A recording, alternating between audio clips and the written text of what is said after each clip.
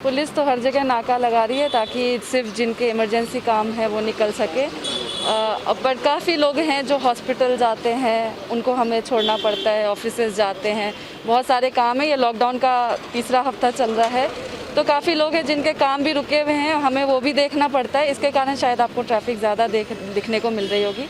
But लोगों से अभी हमारी गुजारिश यही है कि लॉकडाउन का सारे रूल्स का पालन करें और घर में बैठे ताकि हेल्प करें पुलिस को, ताकि वो लॉकडाउन हम अच्छे से इम्प्लीमेंट करा सकें। बहुत सारे FIRs रजिस्टर हुए हैं पूरे श्रीनगर में।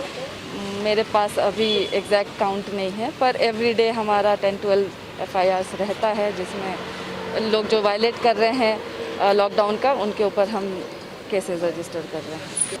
होपफुली हम तो पब्लिक से यही उम्मीद करेंगे कि वो भी समझें कि जस्ट 1-2 दिन पहले ही मतलब जम्मू और कश्मीर में highest number of deaths realise हुए हैं, तो इसके लिए वो थोड़ा इस सिचुएशन की सीरियसनेस को समझें और सिर्फ इमरजेंसी हो तभी घर से बाहर निकलें।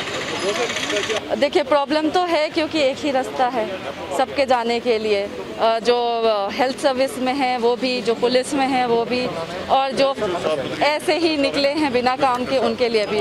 तो जो बिना काम से निकले हैं उनके कारण जो जेन्युइन लोग हैं उनको काफ़ी प्रॉब्लम होती है, ट्रैफिक जैम्स होते हैं, उनको डाइवर्जन लेना पड़ता है, डॉक्टर्स को अपने हॉस्पिटल पहुंचने में लेट हो जाती है। तो इसके लिए ही हम लोग पब्लिक से ये गुजारिश कर रहे हैं कि वो कम से कम निकले घर से। ऑफिस के टाइम पे तो बिल्कुल ना निकले। जब अगर बहुत ज़्यादा इमरजेंसी है तो 12 बजे से 2 बजे से बीच में ऐसे निकले ताकि वो जो काम पे जा रहे हैं इमरजेंसी वाले उनको प्रॉब्लम ना हो।